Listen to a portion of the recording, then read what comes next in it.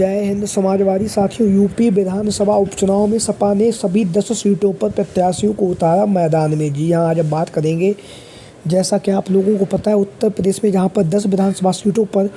उपचुनाव होने जा रहा है और जिस उपचुनाव की तैयारियों में समाजवादी पार्टी के राष्ट्रीय अध्यक्ष अखिलेश यादव जुटे हुए हैं। लगातार जो पीडीए की रणनीति है, उस रणनीति पर अखिलेश यादव जी लगातार कार्य कर रहे हैं। जहाँ पर अखिलेश यादव पीडीए की रणनीति पर काम कर रहे हैं, वहीं पर लगातार पिछड़ा, दलित, अल्पसंख्यक आदि आबादी के लोगों को एकजुट करते हुए अखिलेश यादव जी ने जिस तरह से लोकसभा के चुनाव में शानदार, बेहतरीन और उम्दा प्रदर्शन किया है, उसी उम्दा प्रदर्शन को बरकरार रखने के लिए अब अखिलेश यादव जी के द्वारा उत्तर प्रदेश के विधानसभा के उपचुनाव की तैयारियों में जुटे हुए हैं। वहीं पर लोकसभा के चुनाव में अखिलेश यादव जी ने कहा था कि इंडिया गठबंधन और कांग्रेस पार्टी के साथ मिलकर हम लोकसभा का चुनाव लड़े तो हम विधानसभा का उपचुनाव भी लड़ेंगे। तो उस पर अखिलेश यादव जी ने प्रयास किया और वहीं पर कांग्रेस पार्टी के द्वारा जो है अपना जो समर्थन है वो समाजवादी पार्टी को दे दिया गया है। और उत्तर प्रदेश में, जहाँ पर आप लोगों को पता है, इंडिया गठबंधन, जहाँ पर चुनाव आयोग के द्वारा 9 विधानसभा सीटों पर अभी तारीखों का ऐलान हुआ है। वहीं पर मिल्कीपुर की जो विधानसभा सीट है, वहाँ पर चुनाव आयोग के द्वारा जो है अभी तक मतदान करने का जो है तारीख का ऐलान है वो नहीं हो सका है। लेकिन अब जब 9 विधानसभा सीटों पर उपचुनाव होने जा रहा है तो अखिलेश यादव जी को कांग्रेस पार्टी ने अपना पूरा समर्थन दिया और कांग्रेस पार्टी ने कहा है कि हम उत्तर प्रदेश में जो विधानसभा उपचुनाव है उसमें कांग्रेस पार्टी अपने कोई भी प्रत्याशियों को चुनावी मैदान में नहीं उतारेगी और जो भी प्रत्याशी होंगे वो इंडिया गठबंधन के प्रत्याशी होंगे और इंडिया गठबंधन के जो प्रत्याशी होंगे वो समाजवादी पार्टी के जो चुनाव चिन्ह है साइकिल पर, उससे चुनावी मैदान में उतरने जा रहे हैं। तो जहाँ पर सपा मुखिया अखिलेश यादव जी ने कांग्रेस पार्टी की उस बात को माना है और बात को मानने के साथ साथ अब अखिलेश यादव लगातार पीडीए की जो बात है, पीडीए की जो रणनीति है, उस रणनीति को आगे बढ़ा रहे हो। लगातार लोगों के बीच में, जनता के बीच में पहुंचकर लगातार अखिलेश यादव जी के द्वारा उत्तर प्रदेश के विधानसभा उपचुनाव की जो तैयारियां हैं, उन तैयारियों में सपा मुखिया अखिलेश यादव जी जुटे हुए हैं। जहाँ पर अखिलेश यादव जी के द्वारा जो है बहुत ही मजबूती के साथ पीडीए के हक और सम्मान की लड़ाई जो है वो लड़ी जा रही है। वहीं पर अखिलेश यादव जी ने, जैसा कि आप लोगों को पता है, 10 की 10 विधानसभा सीटों पर अखिलेश यादव जी के द्वारा जहाँ पर उपचुनाव होने जा रहा है, प्रत्याशियों का ऐलान कर दिया गया है। तो आज हम अपनी इस वीडियो में बात करेंगे समाजवादी पार्टी के जो 10 प्रत्याशियों का जो ऐलान है वो सपा मुखिया अखिलेश यादव जी के द्वारा किया गया है, उसी को लेकर जिस तरह से अखिलेश यादव जी पीडीए की भावना को आगे बढ़ा रहे हैं और प्रत्याशियों के चयन में भी अखिलेश यादव जी ने काफ़ी समझदारी के साथ निर्णय लिया और पीडीए के सभी लोगों को, हर समाज, हर वर्ग के लोगों को अखिलेश यादव जी ने चुनावी मैदान में उतार दिया है। तो हम बात करेंगे आज, सबसे पहले हम शुरुआत करेंगे करहल की विधानसभा सीट से। तो करहल की विधानसभा सीट से अखिलेश यादव जी ने अपने उत्तराधिकारी के तौर पर तेज प्रताप यादव को जो है चुनावी मैदान में उतार दिया और तेज प्रताप यादव के द्वारा जो है करहल की विधानसभा सीट पर जहां उपचुनाव होने जा रहा है उसके लिए लगातार धुआंधार तरीके से जो है चुनाव प्रचार जो है तेज प्रताप यादव के द्वारा किया जा रहा है। लगातार तेज प्रताप यादव जो है ज़मीनी स्तर पर कार्य कर रहे हैं और लगातार लोगों के बीच में और जनता के बीच में पहुँचकर मजबूती के साथ जो है समाजवादी पार्टी का जो प्रचार प्रसार है वो तेज प्रताप यादव के द्वारा किया जा रहा है। जहाँ पर तेज प्रताप यादव चुनाव प्रचार कर रहे हैं, वहीं पर तेज प्रताप यादव के समर्थन में अखिलेश यादव जी और डिम्पल यादव जी भी चुनावी मैदान में उतर चुके हैं और लगातार करहल की विधानसभा सीट पर जो है डिम्पल यादव और अखिलेश यादव जी के द्वारा चुनावी मैदान में जो है बिगुल फूंक दिया गया और लगातार समाजवादी पार्टी का जो सबसे मजबूत किला कहा जा रहा है करहल को, उसे समाजवादी पार्टी हर हाल में एक बार पुनः जीतने के लिए जद्दोजहद कर रही है। वहीं पर बात करेंगे अगली जो विधानसभा सीट है वो सबसे बड़ी हॉट सीट है, वो है मिल्कीपुर की विधानसभा सीट, जो अयोध्या की लोकसभा सीट के अंतर्गत आती है। और उसके साथ ही साथ यहाँ से आप लोगों को पता है अवधेश प्रसाद पासी के जो पुत्र हैं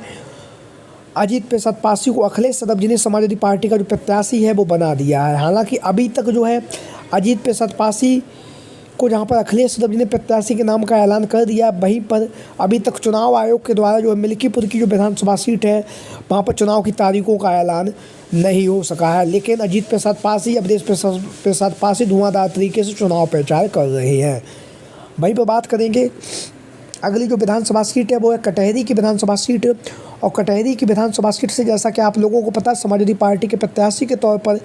जो है शोभावती वर्मा को अखिलेश यादव जी ने चुनावी मैदान में उतार दिया है। जहां पर शोभावती वर्मा धुआंधार तरीके से चुनाव प्रचार कर रही है, वहीं पर शोभावती वर्मा के समर्थन में शिवपाल सिंह यादव जी के द्वारा भी चुनावी मैदान में उतर चुके हैं और लगातार पूर्वांचल की जो कटहरी की विधानसभा सीट है वहाँ पर शिवपाल सिंह यादव जो है चुनावी मैदान में उतर चुके हैं, चुनावी जनसभाओं को संबोधित भी कर रही है। अब हम बात करेंगे अगली जो विधानसभा सीट है वो है सीसामऊ विधानसभा सीट। और सीसामऊ विधानसभा सीट से जैसा कि आप सभी लोगों को पता है समाजवादी पार्टी के प्रत्याशी के तौर पर यहाँ से इरफान सोलंकी जी जो विधायक हुआ करते थे, एक केस में 7 साल की सज़ा सुनाई गई। उसके बाद उनकी जो सदस्यता है वो ख़त्म हो चुकी है और उनकी सदस्यता खत्म होने के बाद विधानसभा का उपचुनाव होना तय हुआ। इस विधानसभा के उपचुनाव में समाजवादी पार्टी के प्रत्याशी के तौर पर जो है नसीम सोलंकी को अखिलेश यादव जी के द्वारा चुनावी मैदान में उतार दिया गया है। वहीं पर बात करेंगे पूर्वांचल में मिर्ज़ापुर की जो मंजवा की विधानसभा सीट है, यहाँ से डॉक्टर ज्योति बिंद को अखिलेश यादव जी ने चुनावी मैदान में उतार दिया है। ज्योति बिंद लगातार धुआंधार तरीके से चुनाव प्रचार कर रही, लगातार लोगों के बीच में, जनता के बीच में पहुंचकर लगातार